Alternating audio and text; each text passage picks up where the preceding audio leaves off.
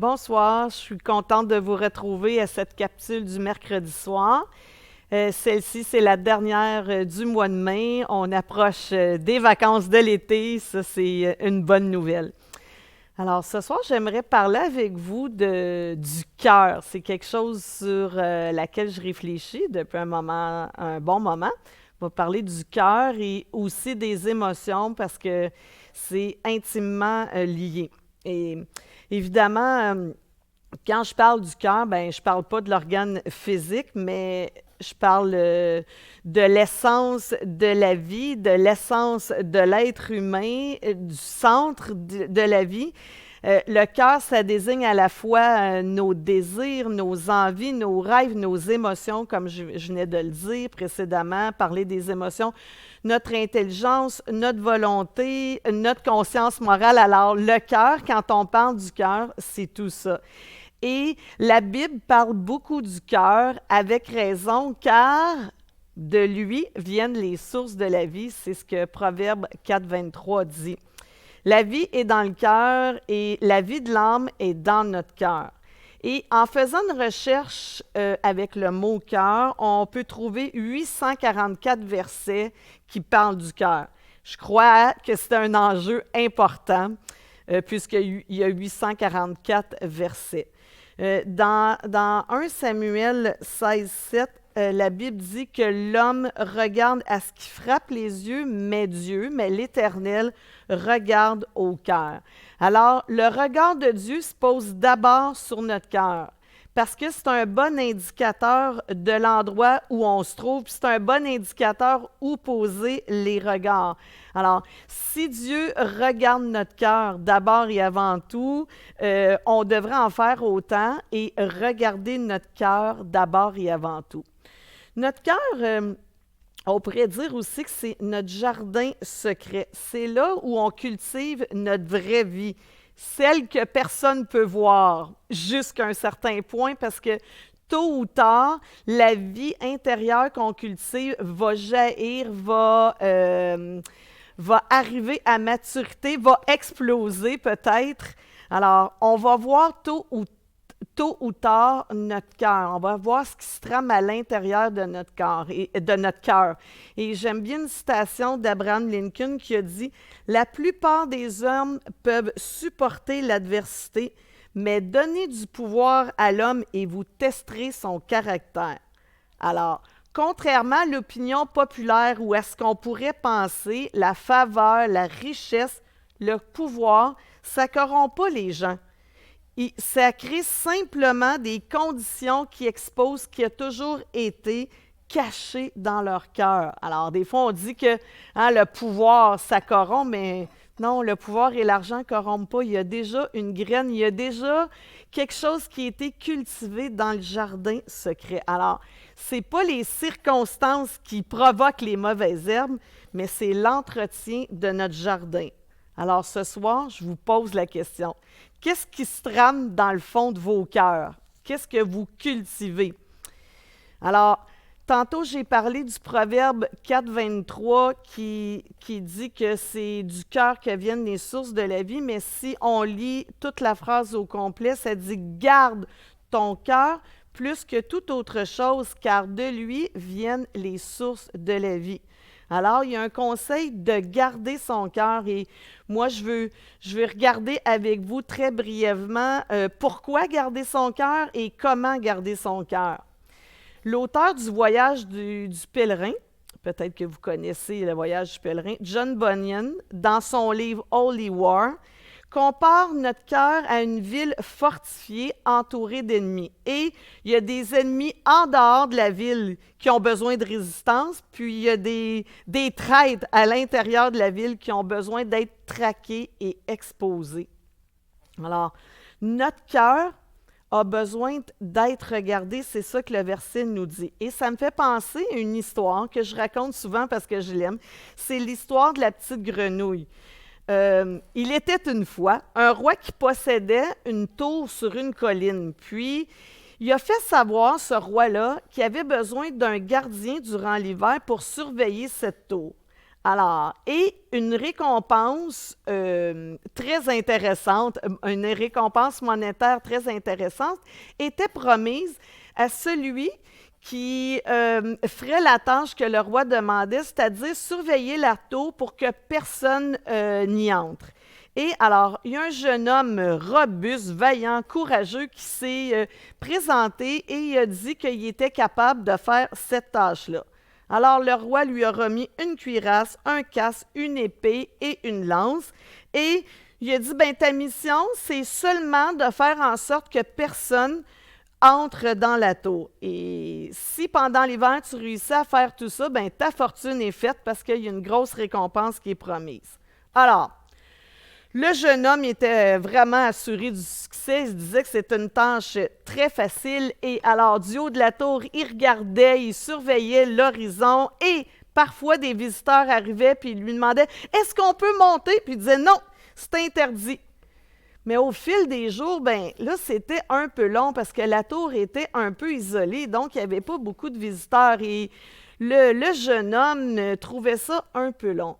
Mais alors, un soir, il y a une petite grenouille qui est arrivée et il a entendu un grattement. Et la petite grenouille dit « Est-ce que je peux monter dans la tour? » Le jeune homme a dit « Non, personne n'a le droit de monter. » Mais je ne suis pas une personne. Ouais, c'est vrai, c'est pas vraiment une personne. Mais qui donc es-tu? Je suis juste une petite grenouille. La porte doit rester fermée absolument. Oui, mais tu n'as pas besoin d'ouvrir la porte. Tu as juste besoin de l'entrebâiller.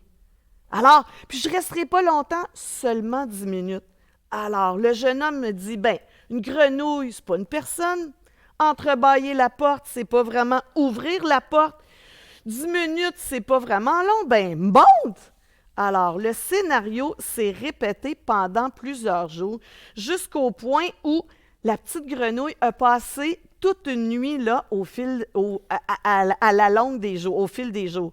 À son réveil un matin, le jeune gardien s'est dit, bon, c'est assez, je vais me débarrasser de cette grenouille-là. Mais oh non, le soir, par mégarde, il avait laissé sa lance et son épée et sa cuirasse près de la cheminée. Puis quand il a voulu s'emparer de son équipement pour tuer la petite grenouille était devenue un gros monstre. Elle a bondi sur lui, prête à le dévorer. Oh non! Alors, sans casse, sans cuirasse, sans épée, le gardien est sorti dehors, il voulait trouver du secours. Et pendant qu'il sortait, il a vu le roi qui montait la colline. Le roi dit, « Qu'est-ce que tu fais là? Tu ne gardes pas ma tour? » « Mais il m'est arrivé un malheur. »« Ah, tu as laissé rentrer quelqu'un? »« Ah, mais c'était pas vraiment quelqu'un. »« Non, c'était qui alors? »« Ben, une petite grenouille qui s'est transformée en un gros monstre une fois entrée. » Alors, j'aime bien cette histoire-là parce que ça illustre ce qui arrive quelquefois dans nos vies. Alors, on ouvre la porte à des petites choses qu'on croit inoffensives, mais tranquillement qui prennent beaucoup de place dans notre cœur et qu'à la longue, on a de la difficulté à se séparer, à se départir de cette chose-là qui envahit notre cœur, cette mauvaise herbe-là, cette mauvaise chose-là dans notre cœur qui, pourtant, au début, avait l'air toute inoffensive, qui c'était pas vraiment quelque chose de méchant, mais qu'à la longue, c'est avéré quelque chose de destructeur pour nos vies. Alors, garde ton cœur. Vous êtes le gardien de vos cœurs, c'est votre responsabilité. Personne d'autre que vous est responsable de votre cœur et vous n'êtes pas responsable du cœur de quelqu'un d'autre. Alors, qui ou quoi a accès à votre cœur? Quelle porte avez-vous laissée ouverte? Et quand on parle de porte, alors notre cœur, ce qui a accès à notre cœur, c'est ce qu'on voit, c'est ce qu'on entend, c'est ce qu'on écoute. Alors, il y a beaucoup de portes qu'on peut ouvrir et par lesquelles les choses peuvent entrer. Alors, garde ton cœur plus que toute autre chose. Pourquoi garder son cœur? Parce qu'il y a une grande valeur. On a comparé notre cœur à une ville fortifiée, mais on pourrait aussi le comparer à un violon Stradivarius. Alors, vous savez bien qu'un violon Stradivarius vaut des millions de dollars. Et on pourrait penser que ce violon-là, se garde perpétuellement accordé, mais ce n'est pas le cas. Chaque fois que le violoniste sort son Stradivarius, il faut qu'il accorde son violon. Alors, la première chose qu'il fait en prenant son violon, en le sortant de son étui, c'est d'accorder son violon. Et notre cœur, c'est un peu comme ce violon-là. Il a une grande valeur, beaucoup plus que le Stradivarius. Et le cœur est fait aussi comme le violon, c'est qu'il se désaccorde. Et à chaque jour, on doit s'accorder au diapason de Dieu. On doit mettre notre cœur en harmonie avec Dieu. On doit être à son écoute. Et si vous êtes 1 jour, 2 jours, 3 jours sans accorder votre cœur avec Dieu, bien, la musique qui sort de votre cœur, de votre bouche, c'est un peu une musique discordante.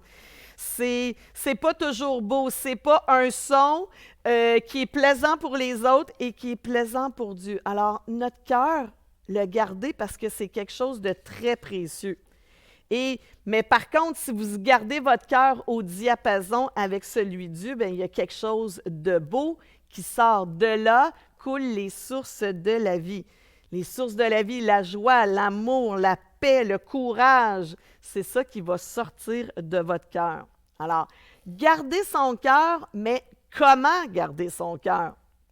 Il y a toutes sortes de situations qui nous arrivent dans la vie et qui fait en sorte que notre cœur se met à vivre des émotions. Et moi, un matin, alors que j'étais en train de lire dans 1 Samuel 18, 7 à 8, et je vous le partage parce que je pense que c'est comme ça que chacun de vie, on vit des situations où on doit garder notre cœur. Alors, 1 Samuel 18, 7 à 8, je lis dans Parole de vie.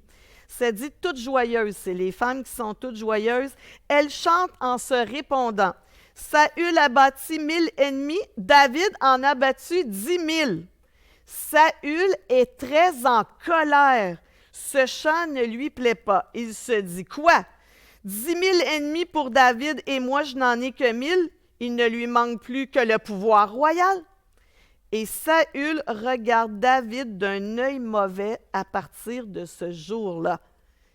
Et c'est ça qui arrive. Il y a des situations dans notre vie où une émotion monte. Et là, dans ce passage-là de Saül et David, Saül est très en colère. Vous savez, les émotions, c'est Dieu qui nous les a données. C'est lui qui nous a donné la capacité de ressentir une grande variété d'émotions. Et les émotions sont des indicateurs importants de ce qui se passe sous la surface dans nos vies, dans notre cœur. Et les émotions, en elles-mêmes, elles ne sont pas positives ou négatives, elles sont neutres. Les émotions sont des indicateurs.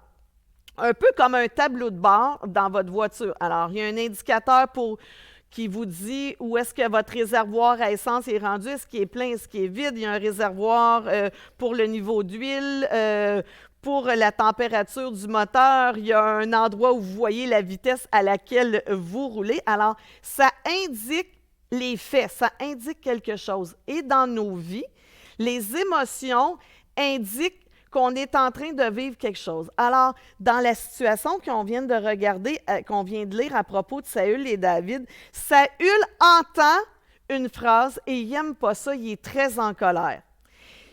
Et avec sa colère, qu'est-ce qu'il décide de faire? Lui, je pense qu'il n'a pas gardé son cœur. Et Saül regarde David d'un œil mauvais à partir de ce jour-là. Et si vous voulez, vous pouvez aller lire surtout dans 1 Samuel, toute l'histoire de David et Saül. Et Saül va poursuivre David parce qu'il veut vraiment le tuer. Alors, il y a de la colère, on pourrait dire, il y a aussi l'émotion, la jalousie qui monte en lui et Saül ne sait pas gérer ses émotions. Saül ne sait pas garder son cœur et ce qui va s'en suivre, ce n'est pas quelque chose de très beau, de très joyeux. Par contre, lui, David, on peut lire aussi l'inverse, c'est que David sait garder son cœur parce qu'il y a eu des occasions où il aurait pu mettre fin à la vie de Saül, mais il ne le fait pas. Alors, Nos émotions, ce sont des indicateurs, c'est comme des voyants rouges qui font attention, je suis en colère. Et on peut retrouver, vous pouvez retrouver ça, vous pouvez taper ça sur Internet, la roue des émotions, et vous pouvez identifier les émotions que vous êtes en train de vivre. Est-ce que je vis de l'insécurité? C'est pour ça que je me sens peut-être inférieure. Est-ce que je vis de la tristesse, de la déprime? Qu'est-ce que je vais faire avec ça? Parce que ce sont des émotions qui nous indiquent le fond de notre cœur. Et c'est ce qu'on fait avec ces émotions qui fait en sorte que les sources de la vie découlent. Et dans Marc 7, 20 à 22, dans Second 21, la version Second 21, il dit encore, « C'est ce qui sort de l'homme qui le rend impur. En effet, c'est de l'intérieur, c'est du cœur des hommes que sortent les mauvaises pensées, les adultères, l'immoralité sexuelle, les meurtres, les vols, la soif de posséder, les méchancetés, la fraude, la débauche, le regard envieux, la calomnie, l'orgueil, la folie. » Dans une autre version, la parole de vie, ça dit, ils commettent l'adultère, ils veulent toujours avoir plus, ils font du mal aux autres, ils disent du mal des autres. Alors, ça part de l'intérieur du cœur humain. Alors, il y a des signaux, il y a des émotions qui montent en nous. Qu'est-ce qu'on fait avec ces émotions-là? Et il y en a toutes sortes de situations dans nos vies, comme celle que Saül vit avec David, qui vont arriver et qui vont nous donner l'occasion de garder notre cœur, de remettre ça à Dieu. La soif de posséder, comme le verset qu'on vient de lire nous dit. La soif de posséder. Moi, en tout cas, ça m'est arrivé à plusieurs reprises avec les réseaux sociaux. Je suis omnubilée par les possessions matérielles, par la vie des autres. Et peut-être que je commence à être déprimée, envieuse, jalouse. Alors, ça peut être ces émotions-là qui montent en moi. Est-ce que j'ai déjà été offensée? Alors, quand on est offensé, qu'on est blessé, bien, on commence aussi à vouloir blesser les autres ou à tout le moins à leur souhaiter du mal. Mais c'est pour ça qu'il faut garder notre cœur comme une ville fortifiée. Le cœur, ça détermine le comportement parce que ça se trame à l'intérieur de nous. Quand j'ai de la colère en soi, ce n'est pas une émotion négative. C'est ce que je vais faire avec ma colère. C'est comment je vais gérer cette colère-là. Et souvent, on tente de changer les symptômes, mais c'est la source qu'il faut changer, hein? Garde ton cœur plus que toute autre chose, car de lui viennent les sources de la vie. C'est du cœur. Alors, comment? C'est s'arrêter, réfléchir, prendre la responsabilité de nos émotions, puis trouver la meilleure façon de gérer ça. Moi, la meilleure façon que j'ai trouvé de gérer ça, c'est de remettre ça à Dieu, de lui faire confiance, mais de lui exprimer mon émotion. Dieu ne nous a pas donné des émotions, des signaux d'alarme pour qu'on les minimise ou qu'on les refoule ou qu'on les ignore, parce que de cette façon-là, on peut exploser si on ne gère pas ces émotions-là, si on ne gère pas notre cœur. Puis on peut trouver les bons moyens d'exprimer nos émotions. Et prendre le temps de réfléchir et de se poser cette question-là. Pourquoi j'ai ça dans mon cœur? Pourquoi je suis autant jaloux? Saül ne s'est pas posé cette question-là, en tout cas. Pourquoi je suis autant en colère que les femmes aient chanté ça? Pourquoi telle parole m'offense autant? Pourquoi je suis autant triste de cette situation-là? Alors, ça nous aide à garder notre cœur si on trouve la racine de cette émotion-là, la racine de toute cette colère, cette jalousie-là, cette haine, cette tristesse, peu importe la colère. Comme David, on peut dire, au psaume 139, il dit « Sonde-moi, ô Dieu, pénètre mon cœur, examine-moi et pénètre les pensées qui me bouleversent. Considère si je suis sur le chemin du mal et dirige-moi sur la voie de l'éternité. » Alors, c'est ce que David, un homme selon le cœur de Dieu, a demandé, a fait. Alors, pour chaque lumière rouge qui s'allume sur notre tableau, Dieu a une solution, a quelque chose de mieux. Il y a une lumière verte à nous proposer. Une lumière verte qui est contraire. Il y a quelque chose qui veut il veut nous amener plus loin dans la gestion de cette émotion-là, dans le fait de garder notre cœur. Alors, parce que si on n'écoute pas les signaux lumineux, les voyants rouges qui arrivent dans notre vie, ben ça va nous créer du tort. Moi, ça m'est déjà arrivé où un matin, le voyant lumineux, avec un signal aussi sonore, me disait d'aller mettre de l'essence. Et je l'ai ignoré. Je me suis dit, ah, je vais faire ça plus tard. Ça a été jusqu'au lendemain. Puis là, le lendemain, j'ai repensé à ce signal sonore et lumineux. Et je me suis tout juste rendue dans la cour de la station d'essence et mon auto a complètement arrêté. J'ai dû demander à quelqu'un de me pousser jusqu'à la pompe à essence pour être capable de faire le plein. Alors, ça s'est bien terminé, mais souvent dans notre vie, quand on ignore nos émotions, quand on ignore les indicateurs qui montent en nous, tôt ou tard, on va être en panne ou ça va faire du tort. Alors, la soif de posséder, qu'est-ce qu'on peut faire? Le voyant vert, la soif de posséder, bien, donnez, soyez généreux. L'orgueil, servez les autres avec humilité. Le regard envieux, comme le verset nous disait tantôt, soyons reconnaissants pour ce qu'on a. La calomnie, si vous avez envie de dire des méchancetés, des mensonges, bénissez. Commencez à faire ça. Quand il y a une situation, puis qu'il y a une personne en jeu et que vous vous mettez à avoir des plans de vengeance pour cette personne-là, commencez à faire des prières de bénédiction. Oh, ça, c'est difficile. En tout cas, moi, je trouve ça difficile.